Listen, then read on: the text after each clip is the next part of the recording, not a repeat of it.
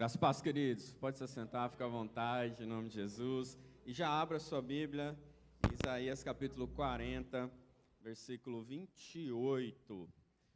Nesse domingo abençoado, maravilhoso, que o Senhor separou para nós. Vamos meditar na palavra do Senhor mais um pouquinho. Eu creio que o Senhor quer falar aos nossos corações, amém? Encontrou aí? Tudo certo? Pode deixar isso. Obrigado.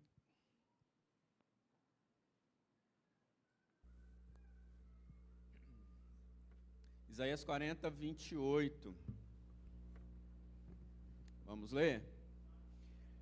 Será que você não sabe, nunca ouviu falar, o Senhor, o Deus eterno, o Criador de toda a terra, exausto, sua sabedoria é insondável, Ele fortalece o cansado e dá grande vigor ao que está sem forças. Até os jovens se cansam e ficam exaustos, e os moços tropeçam e caem. Mas aqueles que esperam no Senhor renovam as suas forças. Vão alto como águias, correm e não ficam exaustos, andam e não se cansam. Amém? Vamos orar. Senhor, nós te louvamos porque nós temos à nossa disposição a tua palavra, a tua santa e eterna palavra, poderosa, eficaz, que tem, ó Deus, sido alimento para nossa alma todos os dias. E nós queremos, ó Pai, te agradecer por, nesse momento, poder ter o privilégio de meditar nela, de mergulhar nela. E eu peço, ó Pai, que o Senhor venha conduzir as nossas vidas nesse momento, que o Senhor venha falar conosco, que o Senhor venha ministrar aos nossos corações, Pai, que seja o Senhor a falar, que seja o Senhor a ministrar em cada vida que aqui está e aqueles que estão nos assistindo. Em nome de Jesus, que o Senhor venha, de fato, falar conosco, porque nós ansiamos ouvir a Tua voz. Em nome de Jesus. Amém. Amanhã é segunda-feira. Sabia disso? Alguns estão aí falando, pensando, meu Deus, amanhã é segunda-feira. E alguns já dão aquele frio na barriga, porque tem que trabalhar. Outros estão felizes porque amanhã tem que trabalhar. Ou alguns vão estar de folga amanhã, como eu. Mas a segunda-feira para alguns é um dia assim tenso. O despertador toca, você coloca mais 5 minutos no soneca, aí você dorme mais 5 minutinhos, aí você desperta de novo, aí você bota no soneca mais um pouquinho, aí você cochila mais um pouquinho, e aí você começa a levantar da cama, você sai da cama meio assim, empurrado e empurrando a si mesmo, para começar a semana. A segunda-feira, para alguns, tem essa sensação de, meu Deus, vamos começar tudo de novo, aquela expectativa de muitas coisas a fazer, e já gera um pré-cansaço. Só de pensar na semana que está começando, alguns já ficam pré-cansados. Essa semana, alguns vão voltar às atividades escolares, vão voltar a ter aula, semana que vem também vão ter aula, então o ano está começando. E tem gente que está começando o ano e já está começando já cansado já. Meu Deus, mal começou o ano e eu já estou capengando. Então assim, certamente o cansaço, ele em algum momento vai nos pegar. Talvez em mais ou menos intensidade, mas ele nos pega. E a gente leu aqui que os jovens ficam... Eu não sabia que jovem ficava cansado, não. Fica? Não fica não, gente. Não tá certo isso. Só para trabalhar. Jovem fica cansado. Os jovens estão aí, ficamos mesmo, né, jovem, juventude. O jovem estava aqui ontem à noite, no Aviva Jovem, não tá? Cadê os jovens? Estava aqui, o Mombaça, a Edna, jovens, o Antoninho, estava aqui ontem, celebrando ao Senhor. Até foi falado que o culto ia ficar até 5 da manhã, o culto, foi isso? Ia virar uma vigília. Mas os jovens se cansam também. E é a Bíblia que está falando isso, né? Os jovens se cansam e ficam exaustos, e os moços tropeçam e caem. Então fica mesmo, gente, brincadeiras à parte. Estava lendo mais uma das pesquisas aí, sobre esse estresse, esse cansaço no meio da juventude. E isso é muito sério. Dados dizem que a condição mental de pessoas com idade de 10 a 19 anos, a condição mental deles está preocupante. Metade de todas as condições de saúde mental começa aos 14 anos de idade. Mas a maioria dos casos não é detectado e nem tratado. E aí vai se tornando um jovem com problemas, adolescentes, maduros, homens e mulheres maduros também. Em todo o mundo, a depressão é uma das principais causas de doença e incapacidade entre adolescentes. E também o suicídio. O que a gente tem vivido hoje, na juventude atual, é de fato preocupante. Porque há muito acesso à informação, há muita comparação por conta das redes sociais e tem gerado muitas crises nos jovens e adolescentes hoje em dia. Então você que é pai de jovem adolescente, você que é jovem adolescente está aqui nos ouvindo, a gente precisa preocupar com essa exposição toda que os jovens estão vivendo. Enquanto nós adultos já tomamos algumas decisões na vida, os jovens estão aí ainda em busca, às vezes, de uma colocação profissional, estão aí em busca de respostas para a vida emocional. Então nós precisamos ter esse olhar cuidadoso para a nossa juventude, para você que é jovem, porque eles se cansam também. Isso é muito sério. E nós temos visto crises e crises emocionais em jovens também, em adolescentes também, crianças também.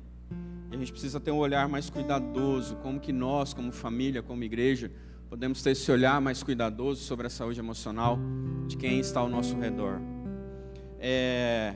O que vai fazer da vida, né? Eles pensam identidade, profissão, relacionamentos, dinheiro, fé.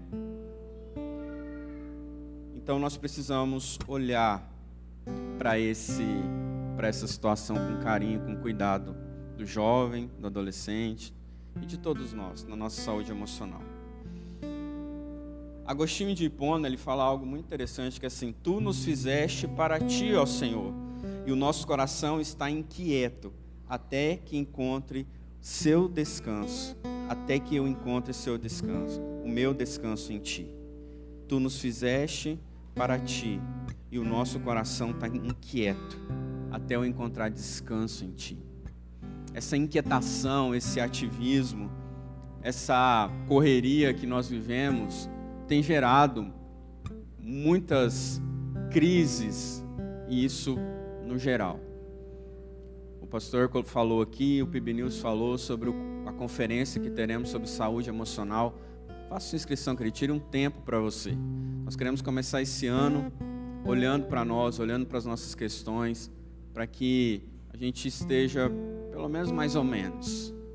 Então faça sua inscrição, vamos olhar para a nossa saúde emocional, vamos olhar para dentro de nós um pouquinho. O apóstolo Paulo vai falar que nós somos um corpo de Cristo.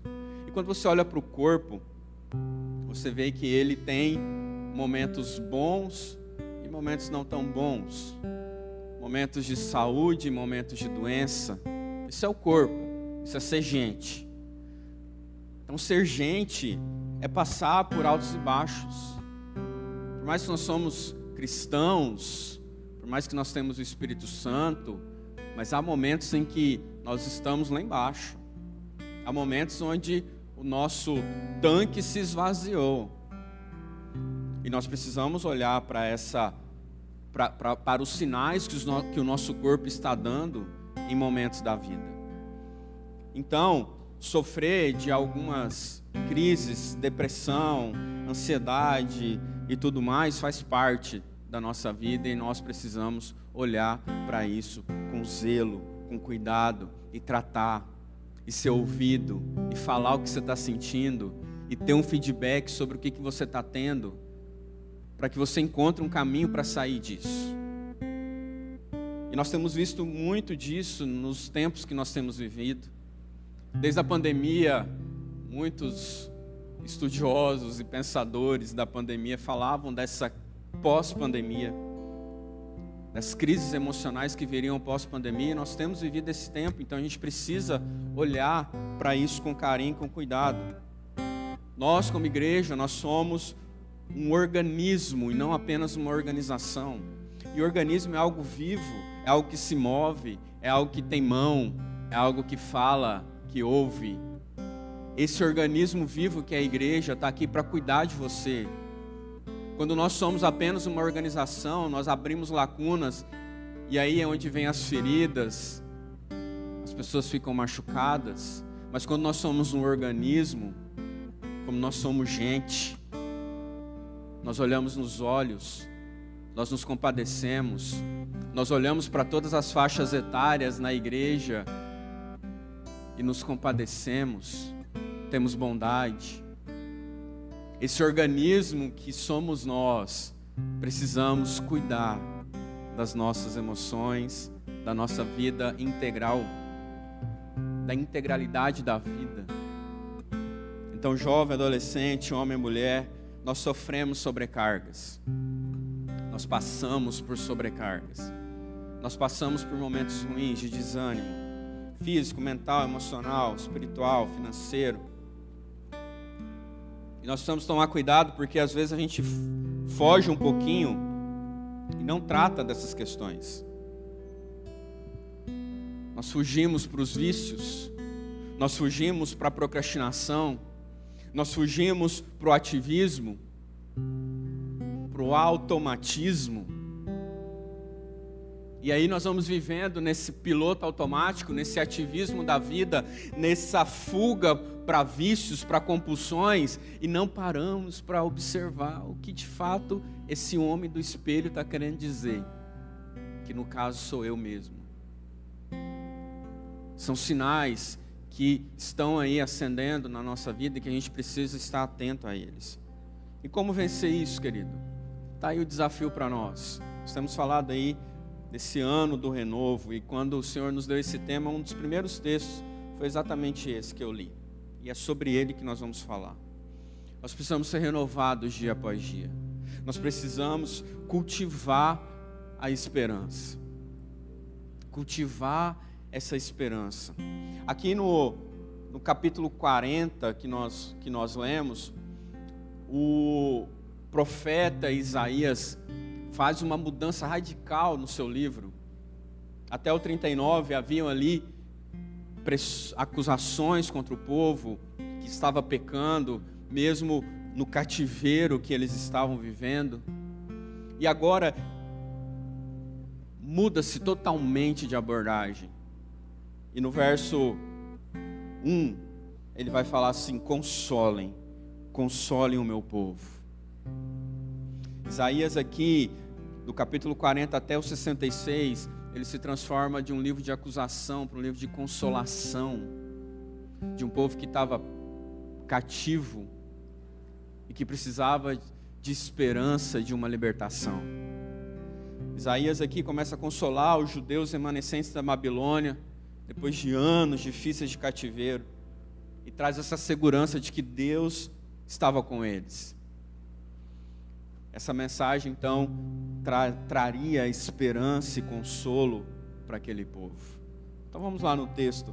A gente leu o finalzinho, mas nós vamos lá para o começo do capítulo 40, que diz o consolo. Consolem o meu povo, diz o Deus de vocês. Encorajem a Jerusalém e anunciem que ela já cumpriu o trabalho que lhe foi imposto, pagou por sua iniquidade e recebeu da mão do Senhor em dobro por todos os seus pecados.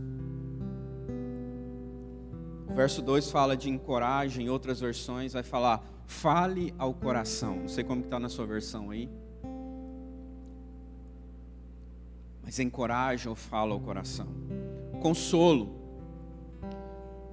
Para nós sermos renovados, precisamos cultivar a esperança, pois em Deus nós temos consolo.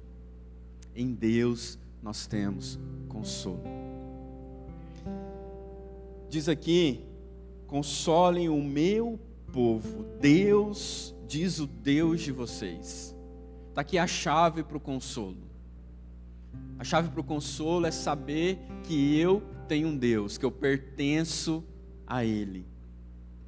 É saber que eu não estou aí no mundo vagueando sozinho, mas que existe um Deus, e não é qualquer Deus, é o Deus Todo-Poderoso, que me consola, que existe, que cuida de mim. É o Deus que é presente, que é onipresente, a sua presença é constante sobre a minha, sobre a sua vida. Então, sim, para nós termos o consolo, primeiro a gente tem que pensar de onde que vem esse consolo. E esse consolo vem do nosso Deus. Eu tenho e preciso ter Deus como meu Deus. Simples assim. Deus precisa ser o meu Senhor e é dele que vem o meu consolo. Diz o texto também: fale ao coração, encoraja. Deus fala ao nosso coração, Deus nos encoraja todos os dias através da sua palavra. Deus fala e nós precisamos ouvi-lo. Minha pergunta para você: você tem ouvido o Senhor? Porque Ele tem falado. Mas você tem dado ouvidos ao que o Senhor está dizendo? Porque Ele nos encoraja todos os dias através da sua palavra. Você está ali angustiado, você está ali vivendo os seus dias, e há um momento que você precisa parar para ouvir ao Senhor. Há momentos que nós precisamos parar e abrir a palavra, e orar, e falar com Ele, e deixar Ele falar ao nosso coração. É isso que vai trazer consolo aos nossos corações. Como é bom quando você não está muito legal, chega alguém, um amigo seu, uma amiga sua, e diz algumas palavras para você, te abraça, te fortalece. É bom, não é? É assim que o Senhor faz conosco. Ele traz a sua palavra, Ele traz o seu consolo, e nós precisamos ouvir. Diz ainda o texto que anunciem que já cumpriu o trabalho que lhe foi imposto, pagou por sua iniquidade, recebeu da mão do Senhor em dobro pelos seus pecados. Olha só o que o Senhor fez. A nossa iniquidade foi paga. Então eu sou consolado porque eu fui perdoado. Eu recebo um consolo porque eu muito fui perdoado. E o Senhor nos deu a vida. O Senhor morreu por mim e por você para que nós tivéssemos vida. Pagou o preço pela nossa iniquidade, pelo nosso pecado, querido. E agora, através desse perdão eu posso ter vida, eu posso ter esperança. A nossa esperança vai ser renovada quando eu sei que eu fui muito perdoado e ando aqui como alguém que é muito perdoado pelas minhas iniquidades, pelo meu pecado, pelo pecado original. Então a perdão, a graça do Senhor está disponível para mim e para você. Somos renovados também quando cultivamos a esperança nesse consolo de Deus. Nós somos cuidados pelo Senhor. Ele nos abraça, Ele nos traz para o seu aconchego. Você quer ser renovado pelo Senhor, querido? Sim ou não? Sim. Cultive a esperança sabendo quem Deus é. Se aproxime do Senhor cada vez mais. Ame ao Senhor de todo o seu coração. Receba o abraço, o cuidado dEle todos os dias sobre a sua vida, porque está disponível para mim e para você. No verso 3, diz assim: uma voz clama, no deserto preparem o caminho para o Senhor. Façam no deserto um caminho reto para o nosso Deus. Todos os vales serão levantados, todos os montes e colinas serão aplanados, os terrenos acidentados se tornarão planos, e as escarpas serão niveladas, e a glória do Senhor será revelada, e juntos todos a verão, pois é o Senhor quem fala. Quando nós cultivamos a esperança, nós temos em Deus providência, nós temos em Deus consolo e também temos providência. Então os judeus aqui estavam presos, cativos, e agora eles poderiam ser levados de novo para Jerusalém, e nesse caminho de volta, o Senhor estaria preparando esse caminho de retorno, dessa libertação, e esse caminho seria aplanado, ó. Não ia ter buraco, não ia ter nada, ia ser aplanado. E aí o Senhor consertando todos os obstáculos que tinham no caminho. É isso que o Senhor faz na nossa vida. Então Ele nos traz providência. O Senhor está à frente. A gente costuma ter esses bordões, mas de fato o Senhor é um Deus de providência. Ele está à frente de tudo que nós pretendemos fazer.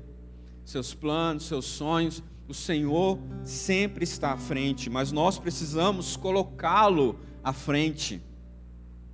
Nós precisamos ter Ele como Senhor a ponto de não fazermos nada sem a orientação dEle, porque Ele já está à frente. Ele já está dando provisão, Ele já está preparando o caminho, Ele já está preparando tudo que nós vamos fazer. Então Ele é um Deus de providência, Ele é um Deus que sustenta, é um Deus que está à frente e conhece o futuro, o nosso futuro. E nós precisamos nos colocar nessa dependência, queridos. Porque às vezes nessa correria, nessa ansiedade da vida, nós queremos fazer tudo na nossa própria força e resolver as questões. Mas se tem muita coisa para fazer, então tire mais tempo para orar, tire mais tempo para buscar a orientação do Senhor e coloque o Senhor de fato à frente das suas decisões. Porque Ele é um Deus de providência. Ele é um Deus que está preparando todas as coisas. E nós precisamos confiar de que Ele está fazendo, amém, queridos? Nós temos ricas providências espirituais. Existem essas providências aí na sua vida, a sua necessidade. Eu falei aqui de faculdade, falei aqui de talvez de coisas que você precisa comprar ou vender, coisas do dia a dia, mas existe uma providência espiritual muito maior que está disponível para mim e para você. Esse texto também fala dessa voz que clama no deserto, falando já, profetizando aqui sobre o ministério de João Batista, que prepararia o caminho do Senhor, que prepararia esse novo tempo. Nós, querido, que estávamos no deserto na nossa alma, nós que estávamos perdidos, essa voz surgiu e clamou e preparou esse caminho por onde eu e você podemos andar. Esse caminho acidentado agora ele é nivelado, ele é preparado para que nós caminhemos por ele e cheguemos até essas ricas bênçãos que o Senhor providenciou para mim e para você em Cristo Jesus. E nós podemos caminhar por ela. Você pode caminhar por esse caminho. E isso é ter a nossa esperança renovada pela palavra, pelo Evangelho, pelas boas novas. E nós podemos viver em Cristo agora, nós podemos viver por Cristo, nós podemos caminhar em Cristo, ter esperança da vida plena e abundante em Cristo. Esse caminho está pronto, e nós podemos andar por ele. E além disso, hoje, nós somos essa voz também que prepara o caminho para a volta do Senhor. Agora nós somos essa voz que clama no deserto da alma das pessoas, apresentando o Evangelho, as boas novas. Ou seja, nós temos essa providência e nós temos agora esse propósito de preparar o caminho do Senhor, de sermos esses agentes de cura, de transformação e de salvação na vida de outras pessoas. E isso precisa nos dar ânimo. Esse propósito precisa nos animar de que existe algo sublime que o Senhor colocou na minha e na sua mão, e que Ele me deu vida para que eu faça isso, para que eu leve esse Evangelho para a minha família, para os meus filhos, para a sociedade como um todo. Amém, queridos? Às vezes a gente está tão cansado, tão desanimado, que a gente perdeu a alegria da salvação, a alegria do Evangelho. O Senhor está querendo renovar essa esperança em nós, de falar com o órfão, com a viúva, com aquele que está enlutado, de sermos essa voz de providência também na vida de outros. E isso precisa nos animar. Para cultivar a esperança, sermos renovados, em Deus nós temos consolo, em Deus nós temos providências, e em Deus nós temos promessas. Verso 6. Uma voz ordena, clame, e eu pergunto, o que clamarei? Que toda a humanidade é como a relva, e toda a sua glória é como a flor da relva. A relva murcha e cai a sua flor, quando o vento do Senhor sopra sobre elas, e o povo não passa de relva. Verso 8. A relva murcha e as flores caem, mas a palavra do nosso Deus permanece para sempre. Aqui, as promessas que o Senhor tem para nós, elas vão além daquilo que muitas vezes eu posso ver, vão além da minha força, porque o texto está apresentando aqui a nossa falência como humanos, a glória do homem se esvaindo. Lembrando também que a Síria, a Babilônia passariam, mas também lembrando que nós somos falhos, que nós somos mutáveis, que nós somos impotentes, que nós somos passageiros. Quem aqui vai ficar para a semente? Nós somos passageiros. E lembrar também que nós não somos o centro, mas que o centro é o Senhor. Isso, querido, nos liberta de nós mesmos. Isso traz um olhar mais cuidadoso para quem o Senhor é, sabendo que a nossa vida está nas mãos dEle, e que Ele é quem cuida, Ele é quem guarda, que eu não posso ser autossuficiente, mas eu preciso ter a suficiência do alto. E nessa busca, a nossa esperança não deve estar no homem, não deve estar em mim mesmo, não deve estar nos outros que somos finitos, mas a promessa, como eu disse, para cultivar a esperança, nós temos uma promessa. A promessa é: tudo passa, tudo passa, tudo pode passar, mas a palavra do Senhor permanece, e permanece para sempre. Então, algumas situações na sua vida vão passar, vão mudar, os ciclos vão fechando, as coisas vão mudando. Uma hora você está aqui, outra hora você está acolá, uma hora você está com um plano, os planos mudam. Às vezes você está num relacionamento e esse relacionamento se encerra. Às vezes a sua esperança estava em coisas, em pessoas, em dinheiro, e isso tudo é tirado de você, mas a palavra do Senhor não. Ela permanece, porque é a presença do Senhor que permanece sobre a mim e sobre a sua vida, e isso precisa me dar esperança. Ah, beleza, meu casamento está falindo, está acabando, mas existe esperança. Ah, mas a saúde, não sei o que, mas existe, porque a palavra dele permanece para sempre. Como eu disse no início, mas eu estou triste, eu estou no momento ruim da minha vida, mas não é o fim, querido. Existe uma promessa de vida, uma promessa de que Ele está com você todos os dias. E essa promessa que nós precisamos nos agarrar, porque a gente se agarra muito às circunstâncias. O negócio está batendo para cá, batendo para lá, e eu vou ao sabor dos ventos. Mas espera aí, a palavra e a presença do Senhor, ela permanece para sempre. É nela que eu preciso me agarrar. Se eu quero ter a minha esperança renovada todos os dias, se eu preciso cultivar essa esperança na minha vida, é ter esse olhar, nesse mas aqui, né? Mas a palavra do nosso Deus permanece para todo sempre. Somos renovados quando cultivamos a esperança nas promessas desse Deus. E Ele é constante sobre as nossas vidas. A gente não tem um Deus que muda de acordo com as minhas emoções. Eu estou bem, eu não estou muito bem, eu acho que Deus está meio assim comigo. Deus não fica mudando assim com você, querido. Deus não fica mudando assim, a gente acha que fica. Eu pequei, eu caí, eu sou jovem.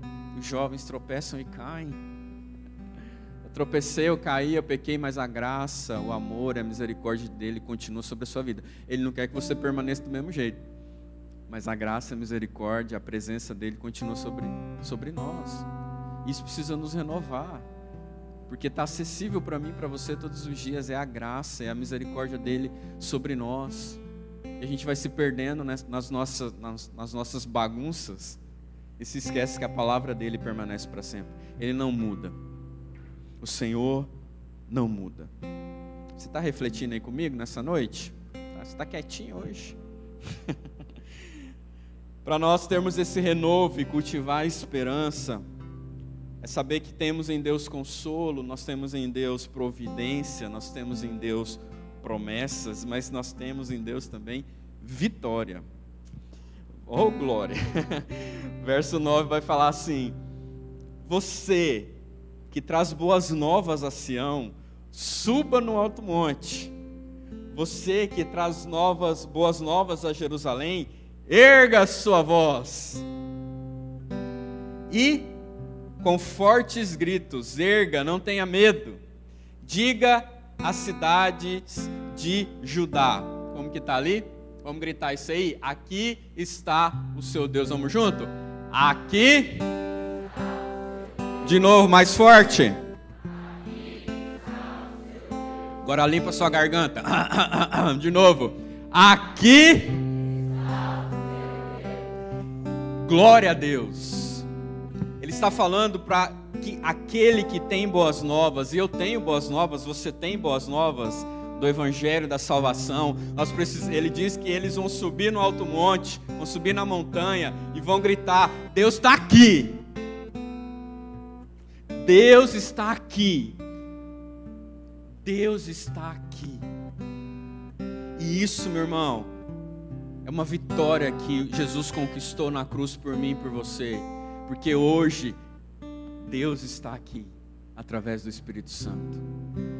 E isso renova a nossa esperança. Feche seus olhos, coloque a mão no seu coração, nesse momento.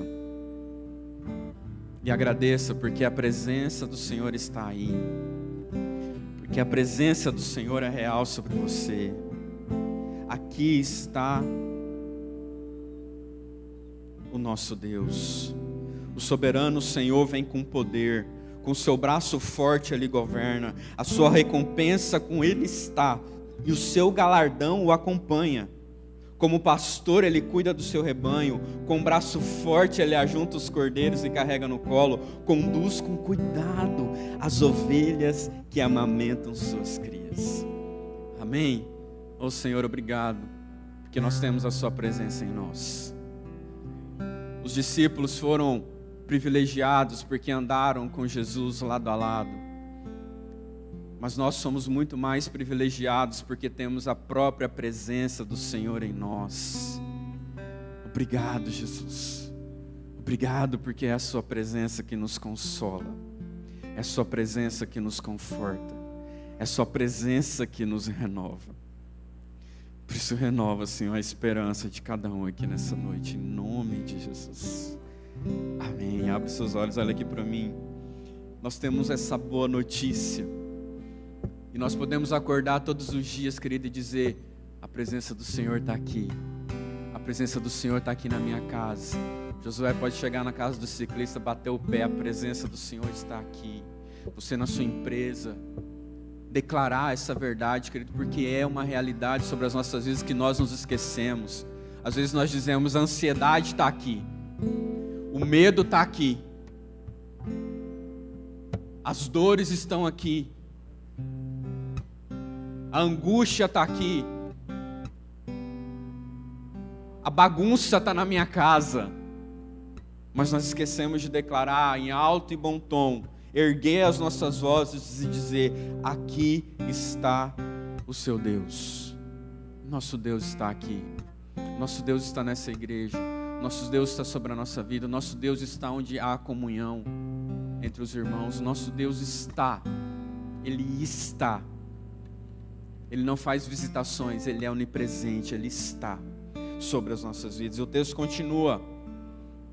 Deus é real, presente, poderoso. Diz que o braço forte dele está aqui. Ele governa com esse braço forte. A sua recompensa com ele está.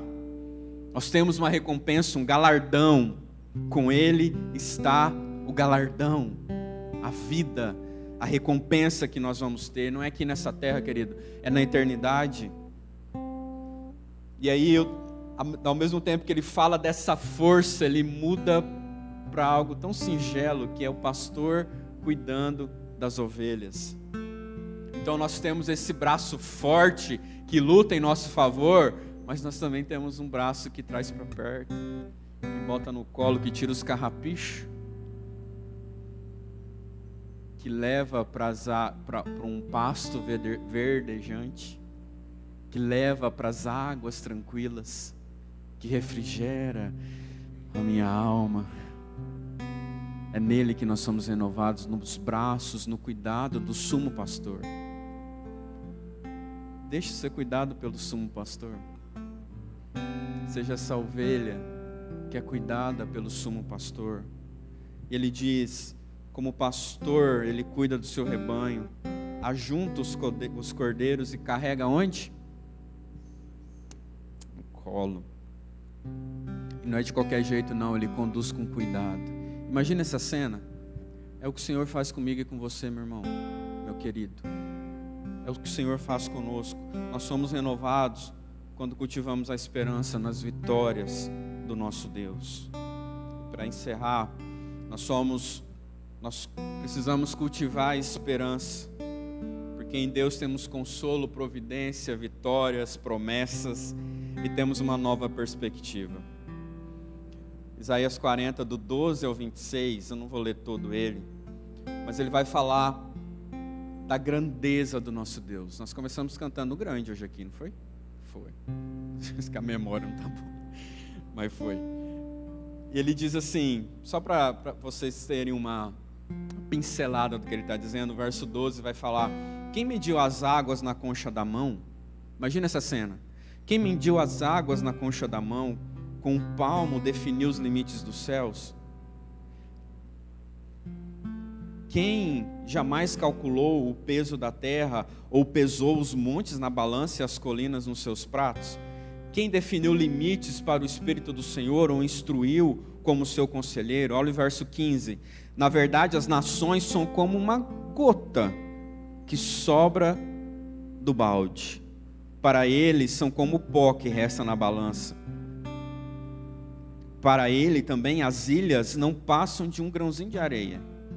Nem as florestas do Líbano seriam suficientes para o fogo do altar, nem os animais de lá bastariam para o holocausto. Verso 17, diante dele todas as nações são como nada, pois para eles são sem valor e menos que nada. Verso 22, ele se assenta no seu trono, acima da cúpula da terra, cujos habitantes são pequenos como gafanhotos. Ele estende os céus como um forro e os arma como uma tenda para neles habitar. E o verso 26, ergam os olhos e olhem para as alturas. Quem criou tudo isso? Aquele que põe em marcha cada estrela do seu exército celestial e chama todas pelo nome. Tão grande é o seu poder e tão imensa a sua força, que nenhuma delas deixa de comparecer. Você pode dar um aleluia aí, querido? Glória a Deus. Ei, isso aqui é maravilhoso demais. Ergam os olhos, não dá pra gente ver. Se a gente erguer os olhos aqui, a gente só vai ver parede. Aí quando você sair hoje do culto, faça esse exercício, olhe para o céu, olhe para a grandeza do Senhor. E por mais que isso seja muito extenso, os céus, as estrelas incontáveis, mas para o Senhor é nada, porque Ele é grande, porque Ele é poderoso. A contemplar a grandeza de Deus, quando você contempla a grandeza de Deus, você vai ver a vida na perspectiva correta. Porque você não vai ver a vida de acordo com as circunstâncias que elas vêm sobre você. Você vai ver a vida de acordo com a perspectiva que Deus estabeleceu. Então, Deus é maior que qualquer coisa no céu e na terra. Deus é grande, Ele sabe de todas as coisas, mas ao mesmo tempo Ele não é distante, Ele é próximo. Como o pastor que nós dissemos. Ele está perto, conhece a nossa pequenez. Precisamos olhar as circunstâncias por meio de Deus. Vou repetir, precisamos olhar as circunstâncias por meio de Deus. Então o trem está meio... Espera aí, Deus. Espera aí, Senhor. Me ajude a enxergar diante da sua grandeza, da sua soberania. É a partir daqui que eu quero ver. É a partir dessa perspectiva que eu quero enxergar a vida. Não a partir das circunstâncias boas ou ruins. Não, mas a partir do Senhor, da sua grandeza e da sua soberania. Entende? Como isso muda totalmente a perspectiva de quem nós somos. E isso enche o nosso coração de esperança e de expectativa, porque o Senhor é grande. E aí a gente encerra com o verso 28. Você não sabe, nunca ouviu falar? O Senhor, o Deus eterno, Criador de toda a terra, esse Deus grande, esse Deus poderoso e soberano, certo? Ele não se cansa nem fica exausto. Sua sabedoria é insondável. Diante disso tudo que nós falamos, aí agora esse texto ele faz mais sentido ainda, porque ele diz, diante de tudo isso, ele fortalece você que está cansado. Ele dá vigor para você que está sem força. Ei, você jovem, você se cansa, tropeça e cai, mas ele renova as suas forças. E você pode voar alto como uma águia. Você vai correr uma corrida aí, uma maratona de sei lá quantos quilômetros, mas você não vai ficar exausto. Você vai andar e não vai se cansar.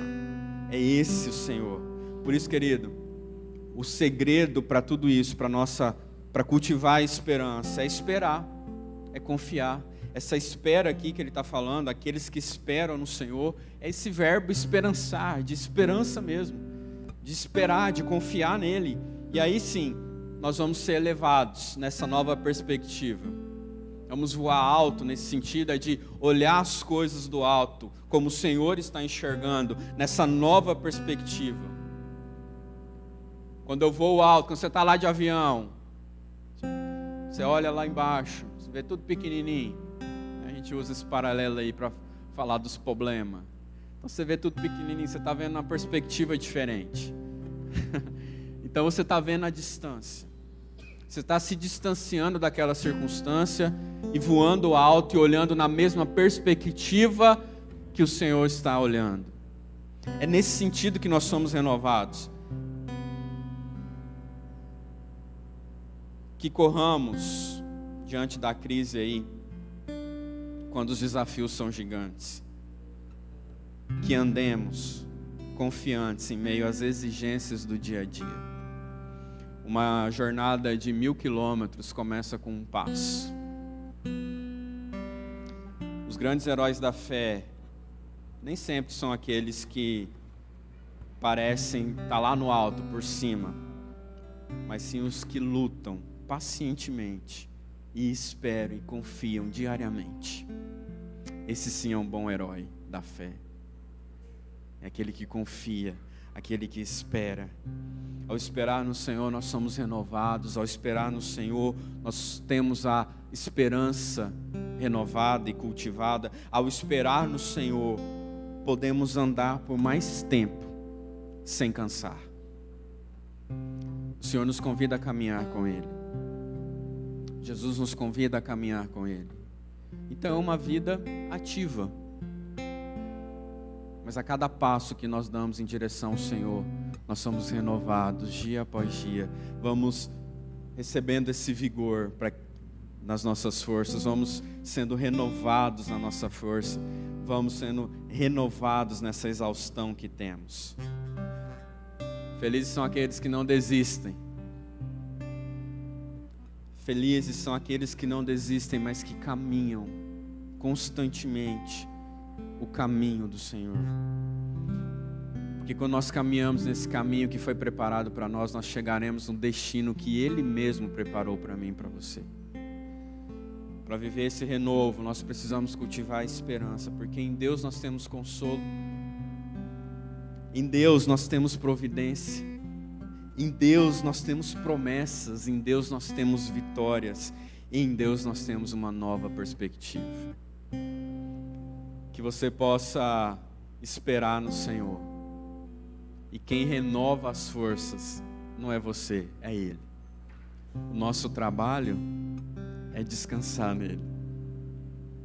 O nosso trabalho é esperar nele. E o renovo vem. Ah, mas vem. Com certeza vem. Porque é a promessa dele.